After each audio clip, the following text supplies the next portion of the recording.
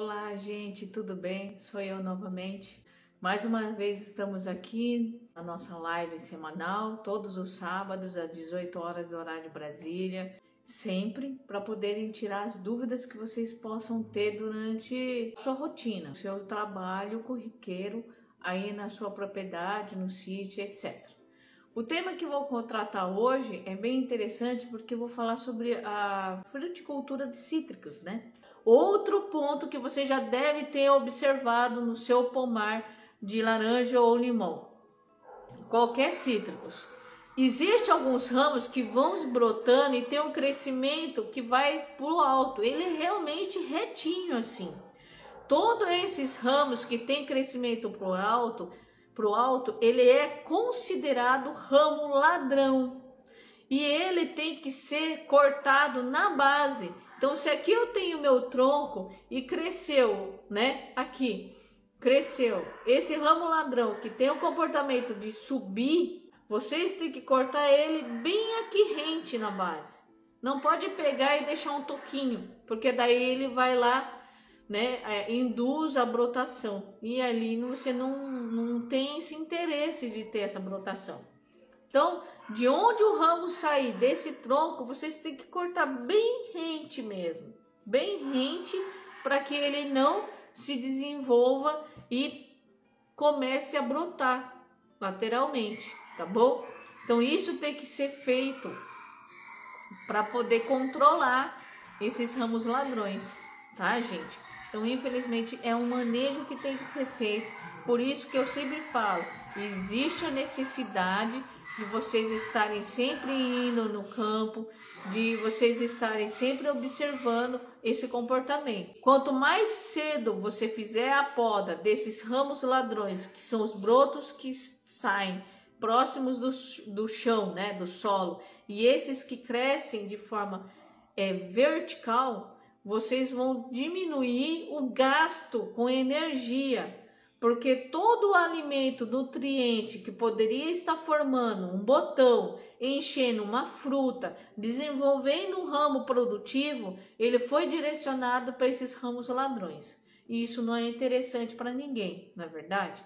Mesmo porque nós temos que ter volume de comercialização, porque ninguém está entrando aqui no ramo de fruticultura para perder dinheiro, tá? Mesmo porque um outro ponto muito importante no pomar doméstico ou no pomar comercial, os cítricos eles não vão começar a produzir assim, de repente do nada. Pelo contrário, eles vão ter uma produção de 2 a 3 anos depois que você plantou a muda. Então demora. Você tem que continuar cuidando. Mesmo sem ele produzindo, você tem que estar aguando, jogando esterco, jogando uma cauda bordaleza, jogando uma cauda de mamona para poder controlar pragas e assim por diante. E em relação à praga e doença, é uma coisa que vocês podem ter aí em mãos, se vocês têm ali um pomar comercial pequenininho. O que você tem que fazer? Tenha em mão sempre a cauda bordaleza. A cauda bordaleza ela é a principal forma de vocês controlarem doença na parte aérea. Ou a pasta. Por quê? Tanto a cauda bordaleza quanto a pasta bordaleza é importante porque eles têm efeito antibactericida e antifúngico. E aí, dessa forma, ele consegue controlar. E é um produto, no caso o cobre, que ela não tem seletividade. Ela consegue atingir um amplo espectro de micro-organismo. Isso é muito interessante pelo seguinte motivo. É um produto de baixo custo, já vai reduzir o seu gasto com defensivo químico, que, sinceramente falando, para citricultura, se não for na região típica de plantio de cítrico, você não consegue achar defensivo. Então, a gente tem que se virar com o que tem. Então, assim, o que vocês podem usar? Cauda bordaleza, pasta bordaleza, cauda sulfocáustica também é uma opção, pode ser utilizada.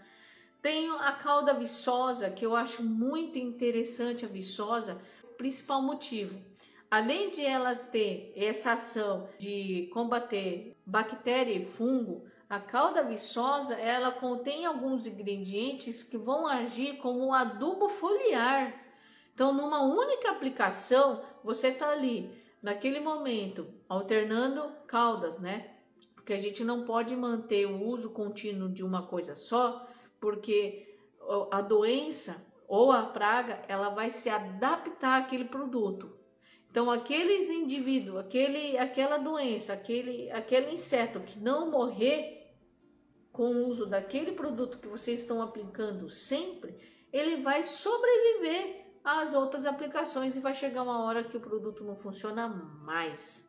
Por isso que tem que fazer rotação de princípio ativo. Vocês nunca podem usar a mesma coisa. Então, por exemplo, se vocês optaram ali, ó, cauda bordaleza, cauda sulfocáustica ou cauda viçosa, ótimo, você já está fazendo rotação. Ou a cauda bordaleza ou viçosa, ou a cauda sulfocáustica ou viçosa, tanto faz. Tem que ter a troca. Toda semana tem que ser uma diferente. Então, semana sim, semana não, vai alternando, tá bom? Para não criar resistência. Isso para doenças. Vocês têm que atingir toda a planta, tanto a parte de cima da folha quanto a parte de baixo. Então, muitas pessoas falam, mas Érica do céu, eu tenho uma bomba manual costal, como vou conseguir fazer isso, mulher? Bom, você vai gastar mais tempo para pulverizar, mas dá certo sim. É que tem que ter paciência. Por isso que a poda entra aí como uma economia da mão de obra. Vamos supor que você contrata uma pessoa para fazer isso. Se for uma copa com muitos ramos ladrões, alto demais, com aqueles ramos de baixo tocando o solo, porque você não levantou a saia e não diminuiu a altura da planta, olha quanto produto você vai jogar fora.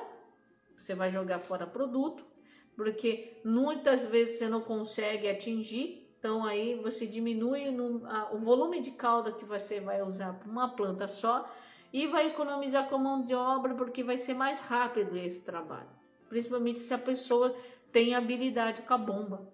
Olha o pulo do gato aí, não é verdade?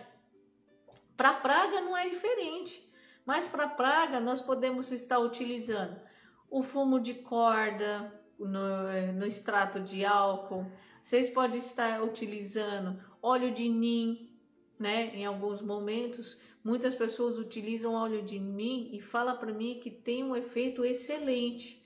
A única coisa que eu peço para todos, independentemente para controlar doença ou praga, apliquem esses produtos sempre no finalzinho da tarde, porque as flores estão fechadas e as abelhas já passaram pela planta, tá bom? Elas já visitaram as plantas, tá? Então, dessa forma, vocês não vão atrapalhar o trabalho das abelhas, que tanto é necessário para polinizar o pomar, tá? Então, vamos respeitar elas, porque elas, pelo contrário, elas estão nos ajudando cada vez mais. Então, dessa forma, tentem sempre estar aí de olho no comportamento das abelhas, tá? E no caso, as pragas, os efeitos dos produtos hoje, eu sempre considerado melhor o repelente, que não deixa a praga em si começar a infestar a planta. Então, tanto para doença e praga, nós temos que trabalhar de forma preventiva, tá bom? Então, por exemplo, qual é a praga que mais afeta os cítricos de forma geral? Psilídeo, tá? Então, nós temos que utilizar caudas que sejam repelentes, tá? E aí, dessa forma, fazendo com que esse produto que é repelente, ela não deixe o psilídeo chegar. Então, esse é um pulo do gato. Outra praga que eu vejo que acaba infestando muito, de um dia para o outro assim, ó, é o pulgão. Então, o que acontece?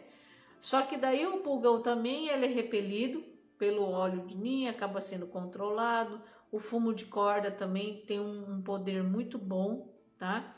E as caudas e extratos da mamona, porque a mamona também, quando ela é curtida, ela tem um cheiro terrível e ela também age como inseticida natural e não tendo carga tóxica. Então, esses produtos todos que eu falei a vocês, ele tem um nível de toxicidez baixíssimo e uns nenhum. Por isso que é muito interessante. Mas é um trabalho preventivo, contínuo. A cada 5, 7 dias vocês têm que estar pulverizando. Não vir doença ou praga, continue, porque são produtos de menor custo. E se de repente, em algum momento, entrar a praga e doença, vamos partir então para um químico que seja acessível, que realmente é registrado para a cultura e específico para aquele tipo de doença ou praga que está afetando o seu pomar. Então, nunca vamos esquecer de utilizar produtos registrados no Ministério da Agricultura, específico para a cultura da laranja, do limão. Mas no rótulo sempre vai estar escrito citros. Então, tudo que vocês tiverem, morcote, poncã, mexerica, tangerina, pomelo, vinagreira, limão, laranja pera, laranja rio, laranja azeda, folha murcha, o que for, vai estar escrito no rótulo citros. Aí você pode estar utilizando no seu pomar. Até mais, boa noite, tchau, gente!